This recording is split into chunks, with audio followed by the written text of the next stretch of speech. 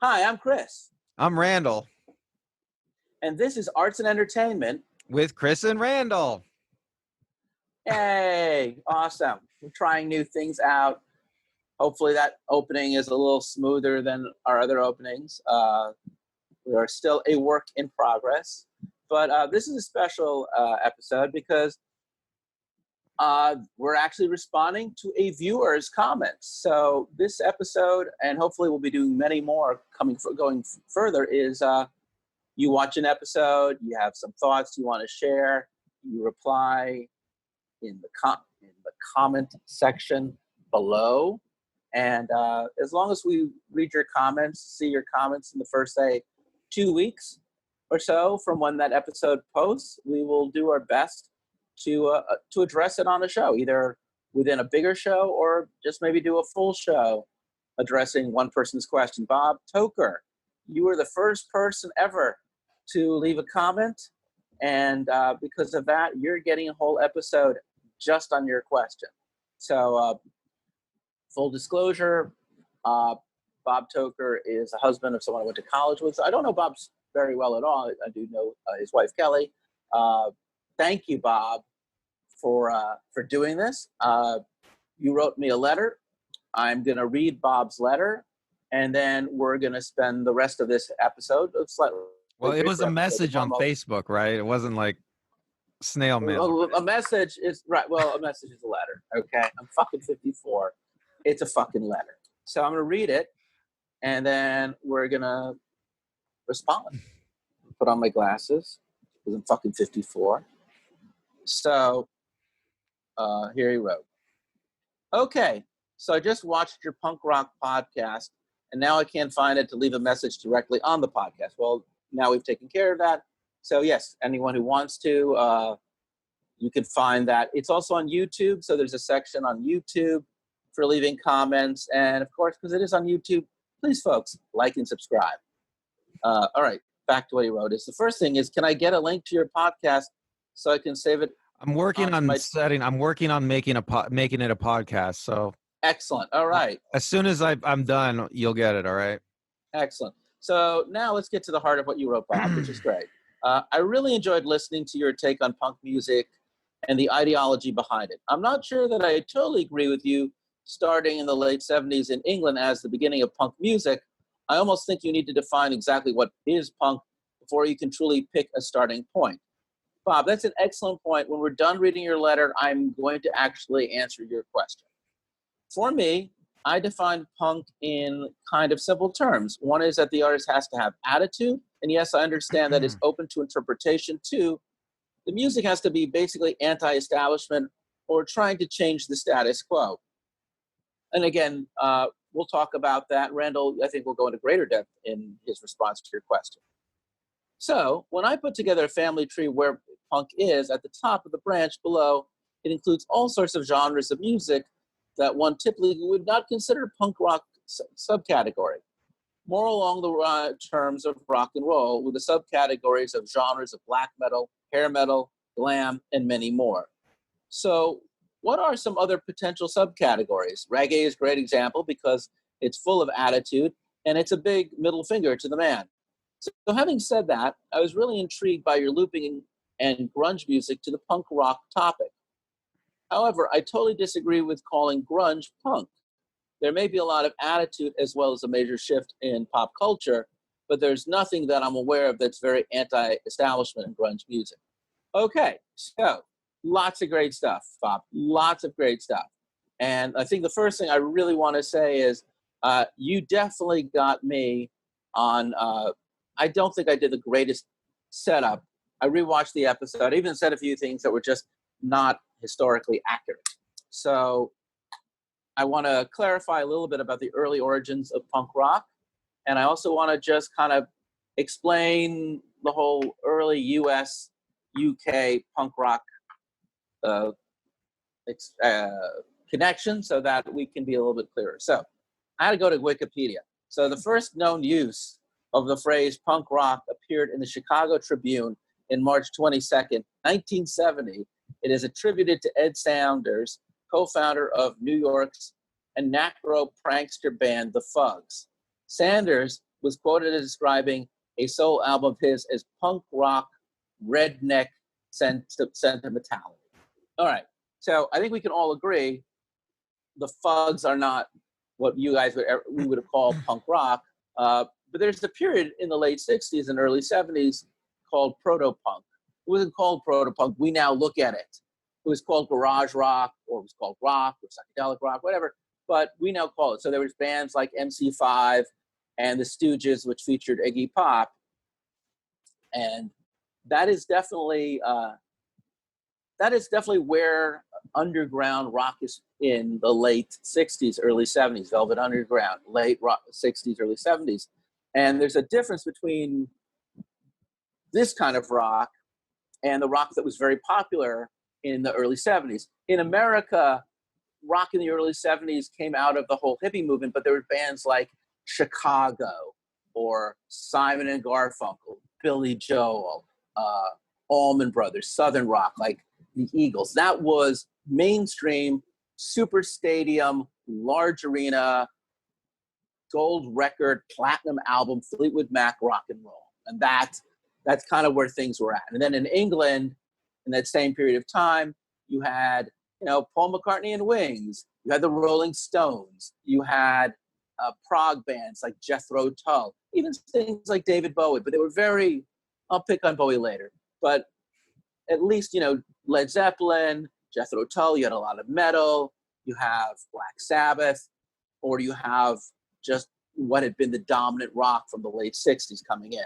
So punk rock begins as a protest movement. In England, in the early 70s, the term that they're using is something called pub rock. And pub rock means these bands would not have been able to play in the larger clubs or stadiums or arenas or concert halls. They could just play in pubs. So like Elvis Costello, The Damned, a lot of the really early 70s punks, including the Sex Pistols, they're in a group, they're what we call pub rock scene. Before they were the Sex Pistols, there were these guys in a band called The Strained. So The Strained hires Malcolm McLaren. The band changes its name. We had incorrectly pointed out that McLaren and Vivienne Westwood actually owned the same store. It was called, it was first a place that did like 50s teenager clothing, but it did change its name to Sex. Is that right, Randall? Yeah, they changed the name to Sex when the Sex Pistols came out, and they were managing the Sex Pistols. I'm going to stop you. That was where they changed it to Sex, and then they gave this name to the band, the Sex Pistols, right, to sell the look. Well, it was all strangely enough, but it's very important to realize that the name Sex Pistols was to sell the name of the sex shop. Right. Sex shop. Well, apparently changed this because that's going to be very big in a minute. But go ahead. Well, apparently in London, like during that era, you're talking about the 60s, especially, there was a lot of like faddish young people clothing, faddish young people. Yes, there were faddish clothing stores. And so this was just yet another one of these stores. Right. And so so they developed the look. But hold on, you gotta let me. Then they developed the band based around the look. Let me get the timeline. The band is concurrent. I mean, the band exists before the group. The band exists before the sex shop. It's just called it has a different name and has a different approach to music. But in 1975, when McLaren had already been managing the band, the name of the store, I forgot now, was something called Acme something or other. He goes to New York City for a year. Now, while he is in New York City in that year, he goes to places like Max's Kansas City and CBGB. And at CBGB and Max's Kansas City in 1974, in 1975, are bands like Television, Blondie, the New York Dolls, and most importantly, the Ramones. The Ramones are really considered by almost everybody's definition as one of the first, if not the first, punk rock band. Well, I want to add with the hold Ramones. On, let me just finish because I'm just straightening out literally Wikipedia research, but then give me your comment. Go ahead. What are you going to say about the Ramones? All right, I just want to add with the Ramones is they did a tour of England right before the Sex Pistols broke, and right. But let me just good point. There's a comment that some guy in the music scene, I can't remember who it was, said that after the Sex Pistols toured England, every band in England suddenly sped up, and and their songs Yeah. became much shorter. Well, but the So key they had a is huge influence on the but aesthetic of the but music there. they had an influence on McLaren in 74, 75. He was catching the Ramones, who did these songs under 2 minutes long, had a very 50s mod look, uh, and they were doing really what is American punk. Cannot really just disregard television. Richard Hell of the Voidoids comes out of television. Lloyd Cole. Television is a great band. Marquee Moon is as seminal an American punk album as the first Ramones album, but the first Ramones album comes out in 1976, and Nevermind the Bollocks comes out in 1977. So I have to explain to those people watching that, yeah, an American sensibility absolutely started the punk rock scene, no doubt. But you have to think about the filter of Malcolm McLaren coming back to England in 75, molding a lot of what he would consider to be the Sex Pistols sound, their attitude. And so from that point moving forward, British punk rock, pub rock goes in one direction, which is really about the class system, politics, and American punk rock, for the most part, really does come more out of almost the American poetry movement of the 60s and 50s, which is much more about life, relationships, drugs, alcohol, feelings, emotions. I'm not trying to, you can't have a super clean dichotomy, but there aren't a lot of great English punk rock love songs or songs about relationships in the punk rock scene in England. There are not a lot of great songs about politics in the 70s coming out of the American punk rock scene. It's much more personal, much more emotional, in my opinion. And in answer to your first question, the Ramones, Bob, I can understand what you're saying about them not being a punk rock band, and I also disagree. But here's the deal: you say that they were new wave, and I kind of have to say you're half right and I have to disagree with you, because they were signed up with Sire Records. The president of Sire Records at that time was a man named Seymour Stein. Seymour Stein was trying very hard to get the Ramones album into record stores, on radio. And because of the stigma associated with punk rock in 1976, thanks in large part more to the Sex Pistols than even the Ramones, you could not get them on the radio. You could not get the records in the store. You could not get them in the clubs. So out of the New York area. So he said, they're not punk, they're new wave. So new wave just became a way that anyone under the Sire label, and then anyone really under any label, could get their quote unquote punk music. So yeah, sure, if you want to say they're new wave, but you're really just agreeing with Seymour Stein's take. And I'm not trying to be coy there. I just honestly feel that the Ramones are both punk and new wave, just in the same way, the Talking Heads were originally considered part of the New York underground punk scene. They played the exact same clubs in the exact same way. They had also, like many punk bands did, two guitarists, one bassist and a drummer. Very simple kit, shorter songs, fast tempo, fast time, fast speed. So I think we already went into a great length about new wave. Okay, so Bob, I can see that's maybe more personal preference. Definitely the bands that you mentioned down the line are more what I would definitely say part of the American hardcore scene. And the American hardcore scene is very different than the Ramones. And also, it's fair to say that the bands that came out of both England and America in the mid to late 70s under the punk new wave banner, like the Police, like Elvis Costello, like Blondie, they really did, for the most part, cross over into mainstream rock. It's interesting when you think of a band, say, like Television, which, if you haven't heard, Marquee Moon also comes out same year, I believe, as Nevermind the Bollocks.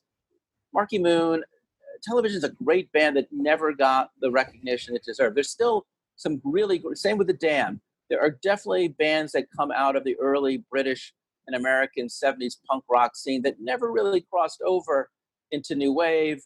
Sham 69 is another band that comes to mind for me that has beautiful stuff. And I cannot recommend any of them enough. Please, but I even really enjoy the New York Dolls. You probably know David Johansen from the 80s. He did that song Hot, Hot, Hot. You remember that, Randall? Yeah, I remember that.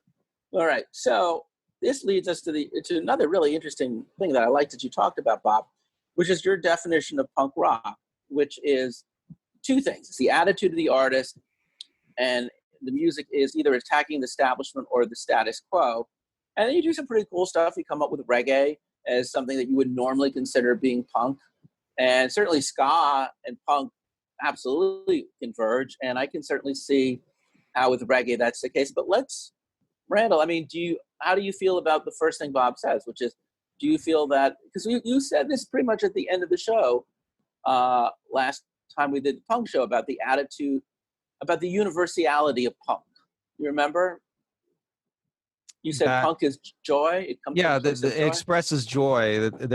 Which is something that like a lot of people wouldn't think of. I mean, because punk a lot of times it expresses anger as well, but especially when you're young, I think the expression of anger is very joyful to a young man. Young men love to express anger. That's something young men love to do. And young women too. I think every young person loves to express anger, rage, and frustration. I guess technically every young person also just does not like the establishment or the status quo, because the power is always with the adults. When you're a teenager, the school, your parents. So yeah, I guess technically all children or all teenagers were already kind of where the punks ought to be. Rebelling against the man. It's interesting that Bob here defines punk rock as two things. The artist has to have attitude and he has to be anti-establishment, he or she. But because that defines rock and roll too, right? Especially like early rock and roll, which is something I actually want to talk about. It's okay. Well, let's get. Okay, so early rock and roll. But I mean, are you saying that Bob's overlooking it, or you think that Bob's it's No, I think there's a. Well, do you want me to go into it, Chris? Because I want you to answer his question. I mean, what's the question? I would say, well, that he feels that it's the attitude of the artist, and I kind of get where you're going at, Bob, as far as it. There's a punk sensibility. Punk did not occur in a vacuum. I mean, I think I said earlier, punk is another variant of folk music. Have you ever heard of the Cocaine Blues by Bob Dylan? We've got, getting high and shooting somebody. So, yeah, on some level, I see where you're going, man. In my opinion, I feel that punk is an articulation of a long-standing role of rock and roll. Rock and roll, in my opinion, exists always to challenge social norms and always to express a certain contempt. But you're right. I think that in the 70s when punk came out, you had a lot of soft rock songs about people breaking up, or you had these proggy songs about wizards and Merlin, or you could listen to this music without ever really questioning the world you were living in. And that I agree, punk rock is a very excellent tonic for that period in which it forced us not to just say there was a world beyond our own feelings, or there's a world beyond our own fairy tale imagination, that we look at the world more critically when we wear the lens of a punk rocker. Anyway, you were going to say. Okay, should I go into my what I'm thinking here? Okay, yeah. So when we did the punk rock episode, I mean, I really wanted to focus on I wanted to try to narrow it down, So I was thinking we were gonna talk about the moment where punk rock really hit it big in the world, and that was with the Sex Pistols. And the Sex Pistols and the Ramones. That's what I just said. You cannot, and more people just don't know as much Blitzkrieg Bach as they know Anarchy in the UK, and that came out a year before. So, and God knows how many times do you see girls walking around or guys walking around with Ramones t-shirts for the last 45 years? Sorry, go on. Didn't mean to jump in. Well, I mean, maybe I'm wrong, but I really think the Sex Pistols really broke it open at that moment. I mean, the Ramones are extremely influential, of course, but in terms of popularity and influence on culture, I think the Sex Pistols win. But I don't know. I can't go with you there because I've seen back in the day in New York, you were just as likely to wear the leather jacket and have the mop top of black hair and wear a Ramones t-shirt than you were gonna spike your hair. yeah, but And you're coming put from the studs. perspective. You're coming from the perspective that, I mean, the Ramones were like a local band for you. I mean, like, But they were also a humongous world band. I mean, they were just humongous. I'm telling you, I barely heard of them on the West Well, Coast. I that's mean, when I because was you're growing up. old. You're young. You're after the fact. You're after the fact. I'm 10 years older than you. So when the Ramones break, I'm like what? Ages 10 to 15. Your ages 0 to 5. So Okay, yeah. well, let me get to something that, if let me get to my opinion about this overall, Okay. okay? Okay. Because these are more like details, okay? Because if you look at punk rock as like part of a broader aesthetic trend in music, okay, what you find, I think, is that it is kind of an echo of an early 50s rock and roll fad, you know? So Absolutely. you're talking Absolutely. I about like, agree with you. right, so the Yeah. Ramones even were mimicking, you know, early rock and rollers from like the 40s, 50s, right? And Well, I would certainly say from the 50s and 60s. okay, but rock and roll starts, you know, and it's really interesting to research this. Rock and roll starts with record stores, you know, selling records to kids, and they say, well, let's make some records for kids. Let's get in on this, right? And the technology apparently started where they could press their own 45s, these little record stores, and so they started, you know, cultivating acts, you know, and that's where rock and roll comes from. It was a fad. Rock and roll was a fad in the, I would say, I don't know, the 40s and 50s, Well, and I don't really think anyone ever talks about rock and roll in the 40s. Most people think rock and roll starts with Hound Dog by Elvis Presley. I think that's 53, 55. right, Rock and but roll, by the way, is a back in the day in the 40s was slang for sex. okay, well, I think it starts a little bit earlier than it hits popular culture. You know, it's like it's a little bit underground for a while. That's like a whole other episode, man. But It's a okay, whole but other episode. well, can I let me finish? Let me finish. Okay.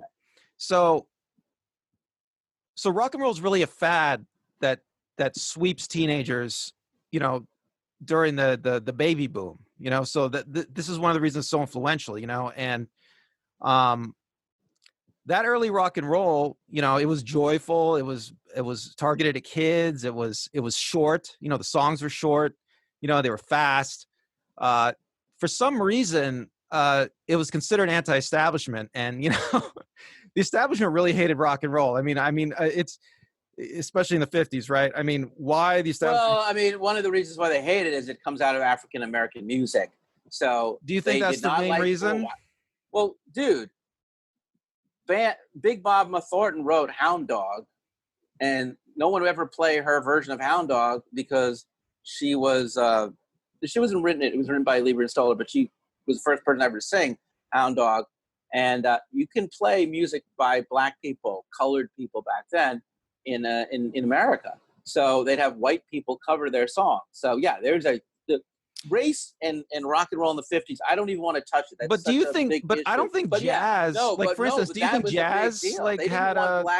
They didn't want black people's music on white Christian radio in the 1950s. But do you That think was jazz had the same kind of effect? I mean, I don't. hell yeah, hell yeah, hell yeah. And we could that's a whole other episode. But yeah, in the 50s, rock and roll music was criticized as being the music of drugs, of sex, and worst of all, being the music of non-white people. And it was very, very taboo. One of the biggest reasons why rock was even able to succeed in the 50s was thanks to payola, where they would just pay people to play rock music. But again, these are great episode questions for a different show. I really want to tack back to what Bob's Well, saying. anyway, You're kind of let me there. get to my points then. So anyway, Okay. so yeah, so rock and roll's this fad in the 50s especially, and by the 60s it starts to peter out, and artists like the Beatles are heavily influenced by the 50s, you know, American rock and roll scene. And by the 60s, the whole rock and roll fad starts to peter out. And that's when bands like the Beatles, you can see like they have a transformation, you know, where they start to make rock and roll into like a more establishment music, you know, more symphonic music, you know, that'll really sell to the I masses. don't think You the know? Beatles were thinking of that. No, bullshit. I'm just calling I mean, bullshit on that. psychedelic. No, dude, bullshit. Not even close. The whole point of the 60s movement and bands like the Beatles was to protest, to add strings to songs that would rock and roll, to change what rock would sound like. So it wouldn't just be two guitarists, a bassist, and a drummer. So it'd have, we're going to put a moog. We're going to have a string section. We're going to have a horn section. Well, the thing we're going to talk songs about why don't we do it in the road? No. Well, the thing is, you can't keep making the same music. You have to expand it, just from an aesthetic standpoint. You can't keep selling the same music over and over. If you want to make some money, you want to sell some copies, you gotta expand. Well, I think you're drawing a line. You're drawing a fake distinction. There's rock music and pop music. And I think what you're talking about right now is really pop music, which is okay. But rock and pop kind of dance pop between music. the two. By the 60s and 70s, rock music becomes pop music. There's pop music that is rock, and there's rock music that is not pop. It's a fine distinction. Rock music becomes popular by the 60s and 70s, doesn't it? But pop music is like Yummy, Yummy, Yummy, I Got Love in My Tummy by the Archies. But Inagata Davida by Iron Butterfly, same year, also not considered pop music. Today, you can hear Inagata Davida on a classic rock station. But at the time, no. I mean, the Doors were censored back in the late 60s. So you could hear let me them, get to my point. Let me get to my point. So what happens is you get to the 60s or 70s. Well, you get to the 70s especially. And, we haven't even talked about it, but you also have the rise of disco and electronic music, which is very influential, especially in the late 70s. Disco is a huge fad. Disco is like I don't think of disco as a fad. I think it's an evolution of funk and soul. It's an evolution of funk and soul disco, and it's still around today in some form or another. Dance music and an R&B, soul, disco is one of the very variations thereof. But again, these are whole other episodes, man. Well, I see disco as the start of electronic music, which everything is electronic music today. Starts in the 60s, and you can even hear electronic music in like Kraftwerk, which has come out of Germany. You can in the early 70s. And there's also a punk band. And I apologize. We never touched German punk, krautrock, Czech, Purple Plastic People. There's a lot of punk that has nothing to do with either the UK or the US. We just don't have the time. Okay, but here's my point. So when you get to the 70s, there's all sorts of trends in popular music that make popular music much different than that early faddish rock and roll was. I mean, so the early faddish rock and roll was like the Ramones, right? It was short and quick and fun, and joyful. To call it even faddish is pejorative.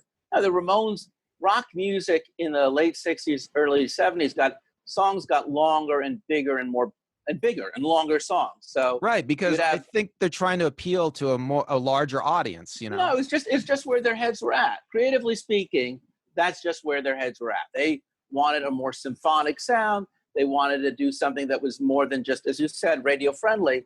But the Ramones and the Sex Pistols, they were like, no, this is too long, too bloated, too ponderous. Rock should be done in 4/4 time. Every song should be about 2 minutes or less. And it should be like surf music. Exactly. That's my point. Look, that's my point, Chris. You just said it. But that's not neither is bad or good. Well, I guess. Well, I'm not saying that, Chris. If you're in the Sex Pistols, it's bad. No, I'm agreeing with you. If you're in the Sex Pistols or the Ramones, you don't want to do a 12-minute song. Right. So when you get to the 70s, you have a culture of music, a popular culture of music that is very like symphonic and mature, and for old people, basically. And, the music of youth. That's a fair cop. That's a fair cop, because if you were a teenager in the 60s, you're now at school, you have a job, you have a wife. And you're right. There's a whole new bunch of people who were born, I guess, technically in the 50s. Well, you're right. There's they call them the blank generation. And,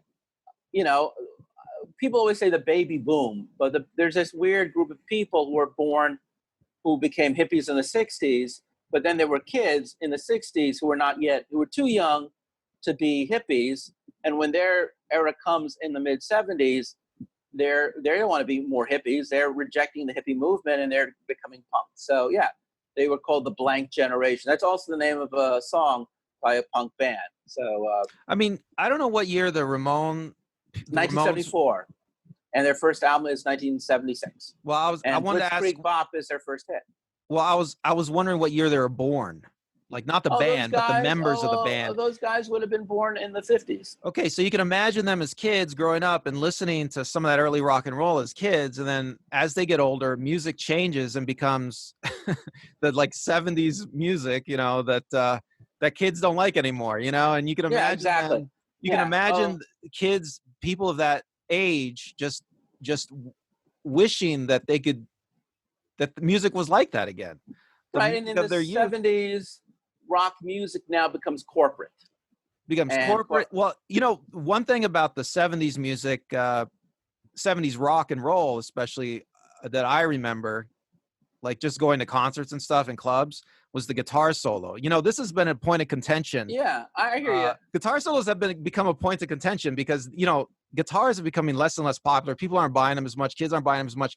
And, you know, some people say grunge rock destroyed the guitar solo, but... And why don't we get to that next? Why don't we literally get to that now? Because Bob but maybe said, it was punk rock that destroyed the guitar solo. Hold on. I'm just going to say. Now I'm done. Punk rock's a protest. And yes, in the 1970s, what was once rebellious rock is now playing, you know, sports stadiums, selling platinum albums, appearing on the Bob Hope Variety Hour. So yeah, rebellious 60 rock becomes mainstream. So Bob, first off, I always respect everyone's opinion. And I do think finding the punk sensibility in other music, especially reggae, I could not agree with you more. And even in its time, reggae, ska, punk, new wave have always been under the same umbrella. So yeah, I agree with you on that part, and that's even another episode worth exploring in a future episode, probably. Just what do we consider to be good FU style music or rebels music? What makes this? You know what? Hold on, let me just finish so we can get on to the second point. So, and I think we've all agreed that on one level or another, there's a difference between music that attacks the establishment and music that affirms the values of the establishment. And I agree with you that pop music, even today, doesn't really question society that often. It normally just reaffirms the values that we have. That's why you could theoretically be, you know, a fascist right-wing person and still love Adele. Right, Randall? Yes. Okay, so I guess let's get to, go ahead. I guess I have a question. Bob's right that all this music is somehow anti-establishment. I mean, maybe. Yeah. It's arguable that it is. So what makes it all anti-establishment? I mean, it is. I mean, you've heard early rock and roll, right, from the 50s? Well, Elvis Presley. We just said that. And you just said that you thought that it was black music. That was why it was people didn't like it. I said that's why they didn't like to play it on the radio. Not like people didn't like it. I'm saying why it was the establishment. Well, what makes it anti-establishment? I mean, is there something inherent in the music that makes it anti-establishment? Rock and roll, I just said, means sex. You know, good golly, Miss Molly, you sure do like to ball. You keep me rocking and a rolling all night long. That really means, good golly, Miss Molly, you sure like to have sex. You have sex with me all night long. I could keep on going, but I really don't want to put a not safe for work or family or whatever warning on this episode. So, but there's other music that talks about sex. Not in the 1950s, no. In the 1950s, there was no country song called, yeah, lady, sure like to have sex. It wasn't like Perry Como wasn't singing a song like, hello, lady, let's have a lot. They would have innuendo, yes, and they'd be clever and sly. I love Cole Porter, and he knew a good blue line. But no, as far as like being overtly sexual, Elvis Presley had to be filmed from the waist up because what he did with his legs was considered obscene. 10 years later, the same problem happened with Jim Morrison performing on TV. What he was doing with his legs was considered obscene. So rock and roll has always been leading with sex. Okay. Which is weird because the Sex Pistols, despite their name, never led with sex. They led with attitude. And the same with the Ramones. Despite everything else, they led with attitude. And in that sense, I don't agree with you, Bob, but I do understand what you're saying. So the other point that you make, Bob, which I'm going to totally have you take on, Randall, is he does not consider Nirvana to be a grunge band. Oh, no, sorry. He He doesn't consider grunge to be punk. Grunge is not my scene. So I'll be like, okay, if you say so, maybe you're right. But I like grunge, but grunge is just not my thing. So you want to Well, I will just say a few take on things that about assertion? this. I'll say a few things about this argument about grunge not being punk. When grunge first hit, I do remember like a lot of people calling it punk, a lot of people saying punk music finally broke in America. A lot of people considered Nirvana to be the first real punk album that broke in America, you know, 10 years, 20 years after the fact. But I mean, these are arguments people made at the time. They're not, I'm not saying, you know, I don't know if I agree with them, but um, I mean, I can see grunge not being characterized as punk. I mean, the whole idea behind punk is that I mean, there's an aesthetic rift between grunge and punk. You know, I mean, punk is supposed to be joyful and fast and you know, punchy, and grunge is slow and depressed. You know, I mean, Kurt Cobain basically invented depression rock.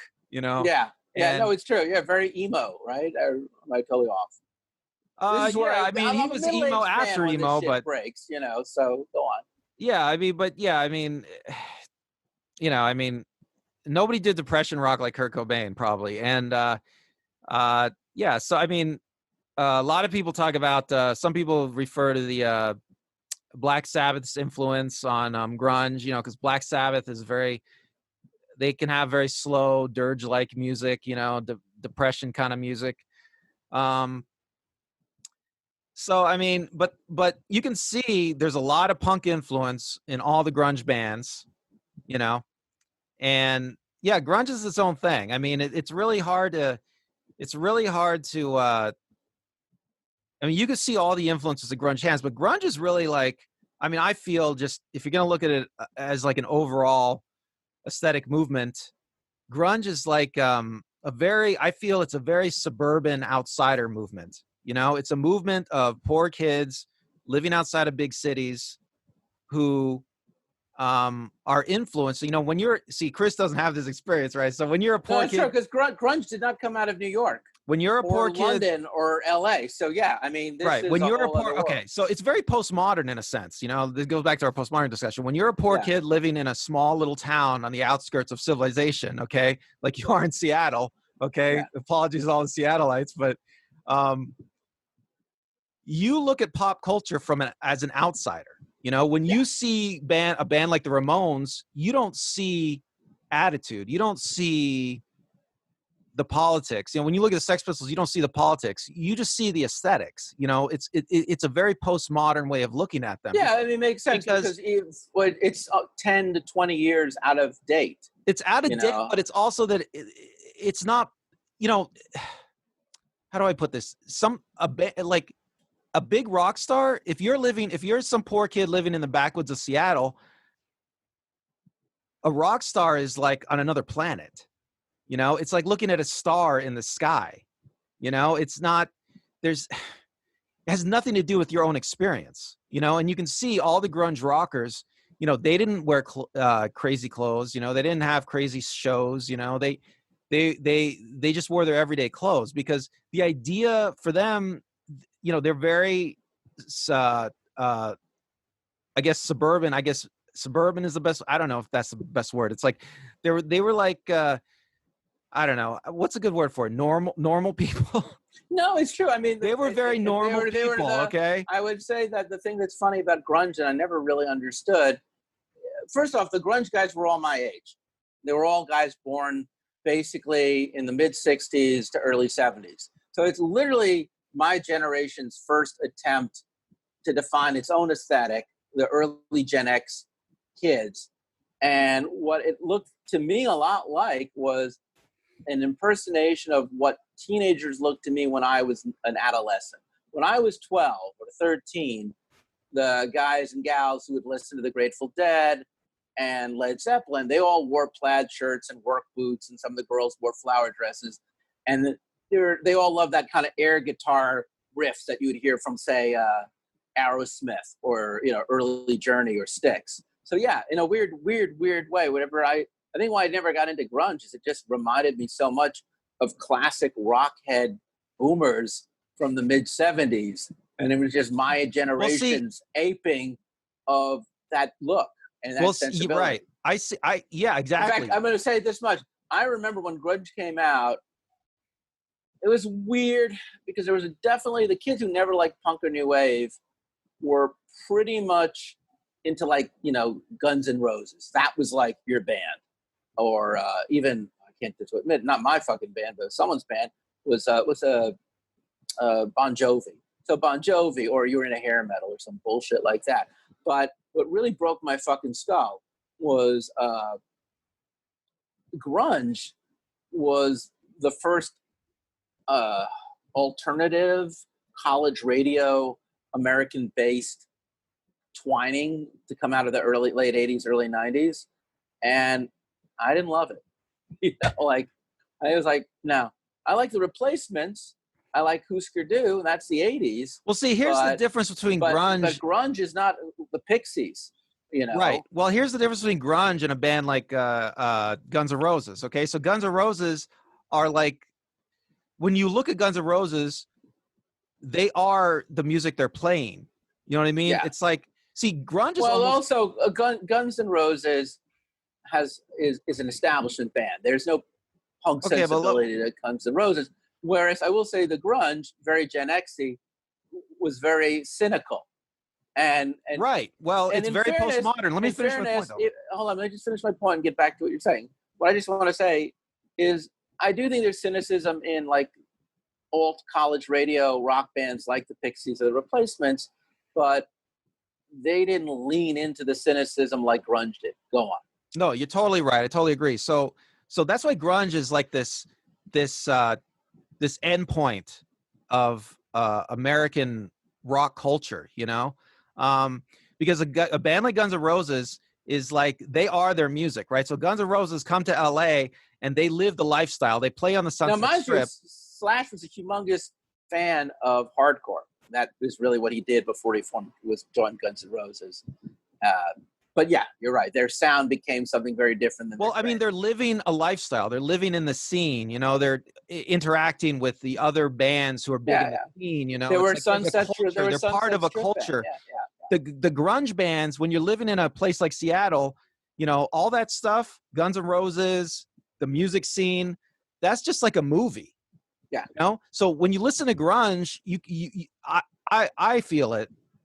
It's like it's very postmodern. You're just taking you're taking music from all these different places. You're taking these influences from all these different places, and you don't care about the politics of it. You don't care about the culture. You don't care about the lifestyle. You don't care about the origin, right? You're just putting stuff into a big aesthetic melting pot and mixing it together and trying to get something that sounds awesome. And all you care about is how it sounds. And Michael Azerrad, I think he's the Rolling Stone reviewer who wrote Kurt Cobain's biography. Yeah. You know, if you read it, it's really interesting because Kurt Cobain, he was a huge lover of pop music. So he listened to pop music from every single era, you know, loved all this pop music. And he would go on and on about silly like bubblegum pop albums from like the 50s, right? And people thought he was nuts. People didn't know if he was like putting them on or what, you know? But it's because he was very postmodern in his taste. You know, he would just listen to something. So are you saying that they are punk or they're not punk? I'm myself a little lost now. I'm saying that there is definitely a case to be made that grunge is not punk, because grunge, because especially like, is it Bob? It's Bob, right? So Bob says that punk has to have an attitude and be anti-establishment, you know, and we were challenge the status quo, or challenge. Well, listen, we were talking about how punk rock is obsessed with what is it? Sincerity, like the folk artists were obsessed with. Yeah. The folk music artists. And so, grunge is like, there is absolutely no obsession with sincerity in grunge. Grunge is like a complete break with any kind of sense of sincerity. Like you just said, Chris, cynicism, right? There's a complete break with any sense of sincerity, any sense of authenticity. It's gone. You know? And I will say this much. Very postmodern. The thing about grunge is I don't feel it holds, they stay grunge for long. I was just with my girlfriend yesterday. We were listening to David Bowie, and they played The Man Who Sold the World. And she's like, oh, I thought this was a song by Nirvana. Because they cover it, you know. But if you're covering David Bowie, are you really a punk or are you just a rocker? And that's a whole other thing. Are you a rocker? Are you a punk? And look, Bob, you and I both love The Clash, but in 1980, they had one of the top disco songs on one of the top New York disco stations. So no band really is ever going to, this, I think we said it before, I'm going to say it again. Very few punk bands, or very few bands in general, ever stay in the genre of style of the music they broke with. Eventually, they all evolve, hopefully, into something very different. The Beatles of 1964 are not the Beatles of 1970. So, and weirdly enough, even a band like the Ramones, kind of morphed a little bit with the times. I actually didn't think they got better with time, but and we'll never know about the Sex Pistols because their time on this planet was so brief.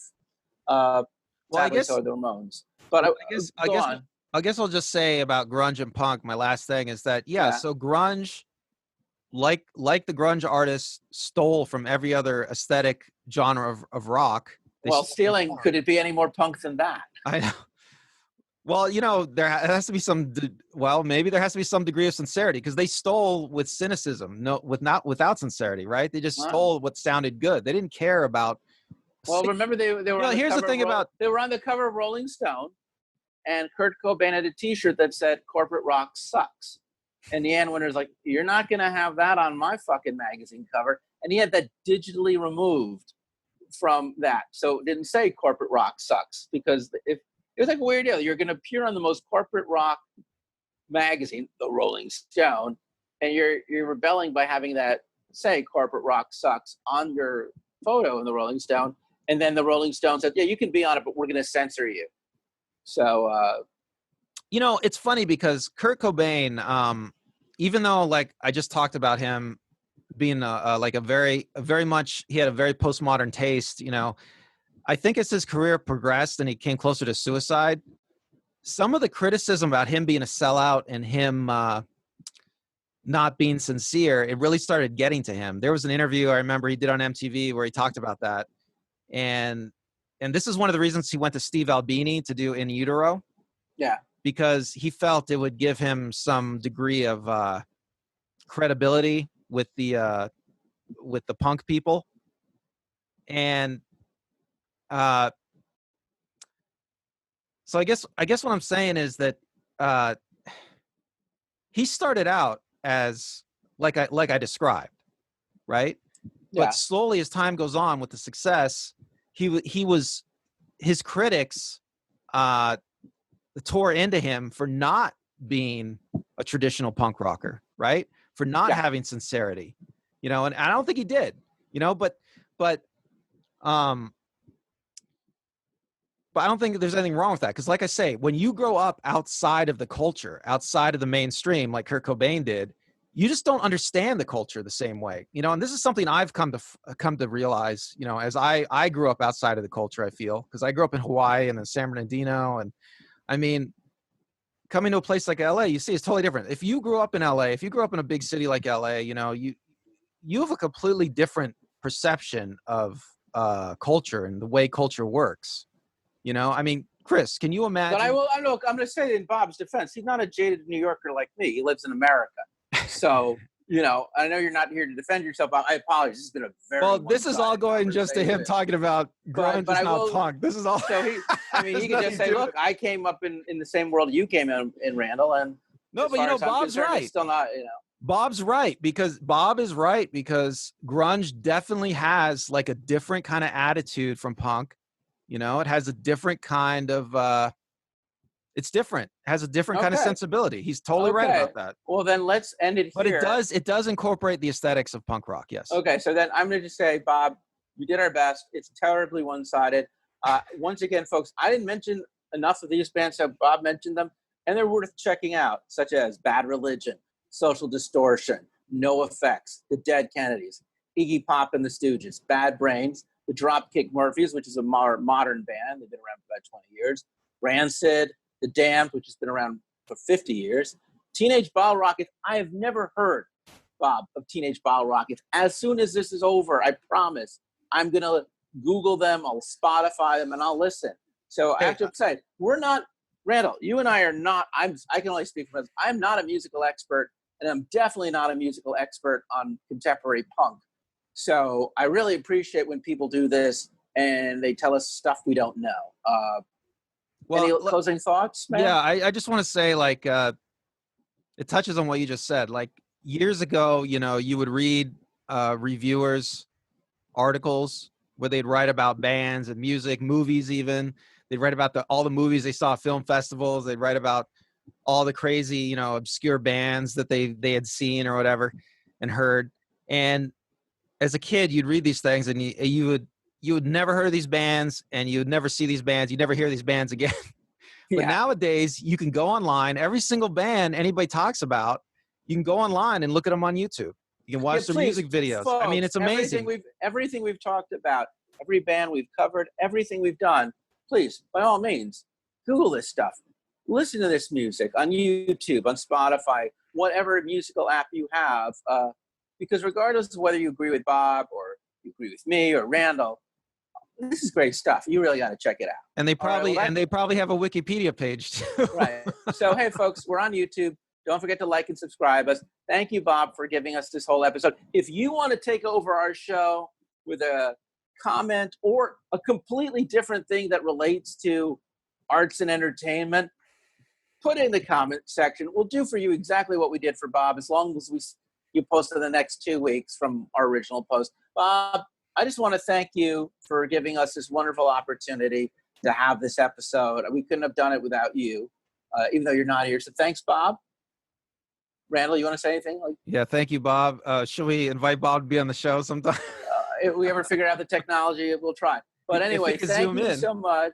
If you could, we'll probably, down the line, we'll probably have other people on the show. I actually know people who are in punk bands, so I have a feeling that we're going to come back to punk one day, and we'll interview people who are in punk bands so we can finally get people with more experience than us talking about this, because I love punk as a history. All right, I'm Chris. I'm Randall. Thanks for watching. Bye.